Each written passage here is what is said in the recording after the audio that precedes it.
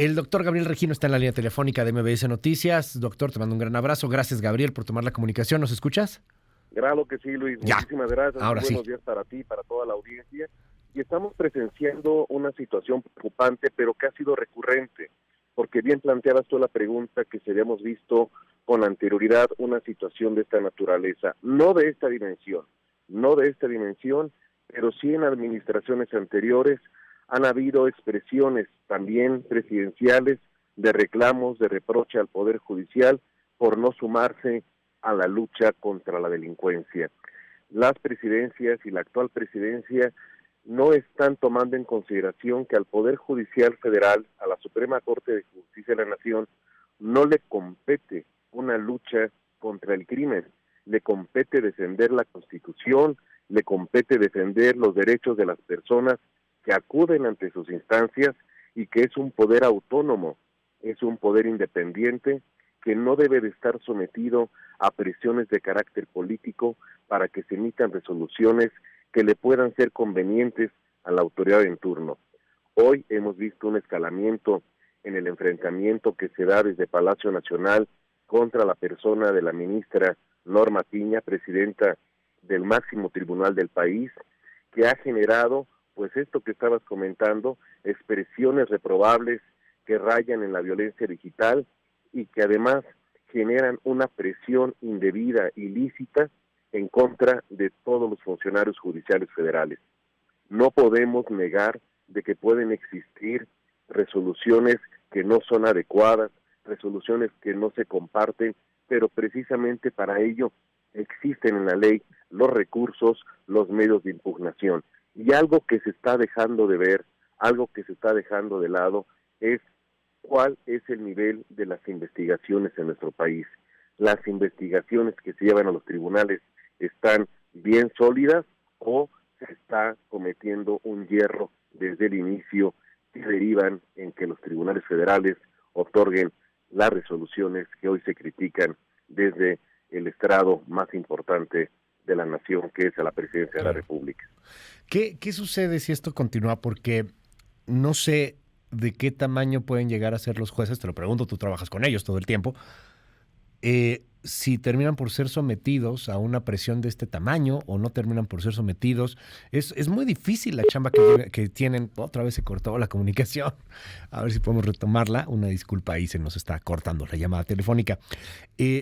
Me brinca esta pregunta, ahorita la hacemos de nueva cuenta con el doctor Gabriel Regino, porque este choque pues es muy peligroso. El juez debería de, valga la redundancia, juzgar sobre los hechos que se le presentan sin que tenga la injerencia, la presión de nadie.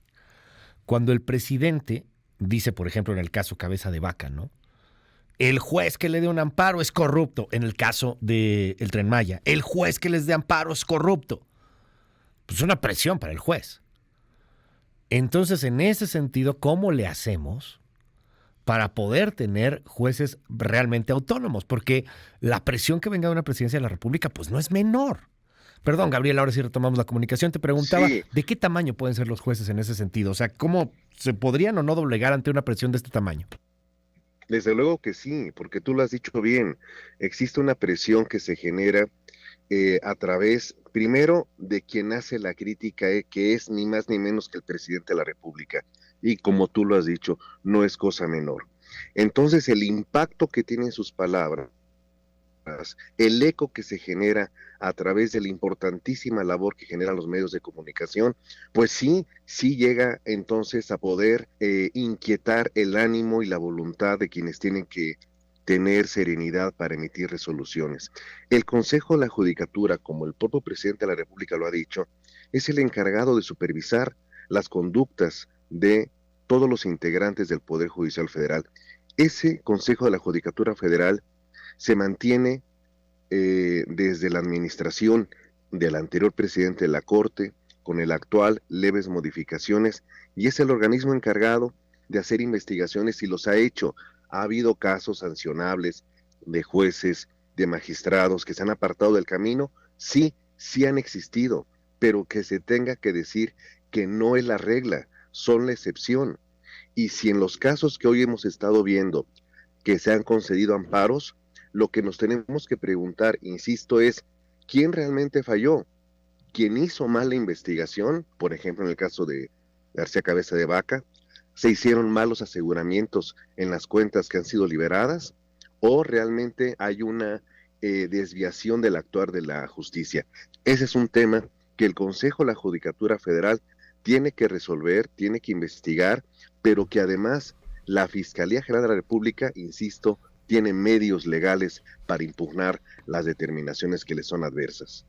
Pero el problema, y lo hemos platicado en muchas ocasiones, Gabriel, es que no hay recursos suficientes en las fiscalías o los ministerios públicos no tienen la capacidad para poderlo hacer debido a que están saturadísimos de chamba o muchas cosas. O sea, al final terminan echando la culpa al juez de una chamba que tenían que haber hecho pues correctamente cuando tienes que armar un expediente, cuando tienes que armar un caso en contra de tal o cual persona y si pierdes pues le echas la culpa al árbitro y eso es lo que suena bien peligroso, más en estos debates democráticos, ¿no? Muy, muy peligroso. Debemos de hacer un llamado para que esto cese. La presidencia de la República debe de estar consciente del impacto de sus afirmaciones, la desacreditación que se hace a una ministra al indicar que nomás llegó y empezaron a liberar o a proteger a delincuentes es gravísimo, y creo que quienes estamos involucrados tanto en la academia como en el litigio, sí debemos de elevar la voz para que se respete la independencia del Poder Judicial y que se mire la paja en el ojo propio y no en el ajeno. ¿Qué está pasando con la Fiscalía? ¿Qué está pasando con sus investigaciones? Porque no es normal que tantos casos que son tan relevantes porque se les dé ese cariz político y mediático, se estén cayendo en los tribunales. Oye, dime, al final todos estos son constructos, son cosas que hemos creado como sociedad, el tener los jueces, el tener poderes separados, pero pues también hay sistemas en donde pues hay juez y parte, ¿no? En donde el gobierno pues decide quién va a la cárcel y quién no va a la cárcel, nomás para que nos demos una idea como cuáles serían.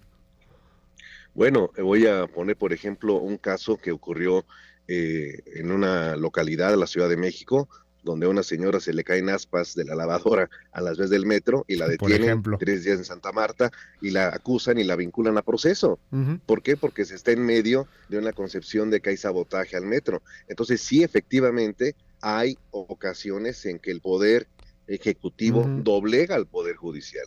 Y ese es un caso, y hay varios más que podríamos ir mencionando. Oye, Gabriel, te aprecio mucho que nos hayas regalado estos minutos aquí en MBS y bueno, pues vamos a seguir muy de cerca el tema. En la escalada, ¿qué ves? Ojalá que pudiera pues haber templanza, ojalá que hubiera un poco de paz, que las aguas calmen, pero si sigue escalando, ¿qué es lo que ves en el corto plazo? Pues sí, esto es una situación que de escalar es un rompimiento delicado, muy delicado, porque se trata nada más ni nada menos de los guardianes de la Constitución, que vuelvo a insistir, merecen respeto, merecen independencia, vigilancia sí, rendición de cuentas sí, pero no exponerlos al descrédito de una manera como se está llevando a cabo en estas instancias. Gracias, es el doctor Gabriel Regino, te seguimos ahí en tus redes, Gabriel.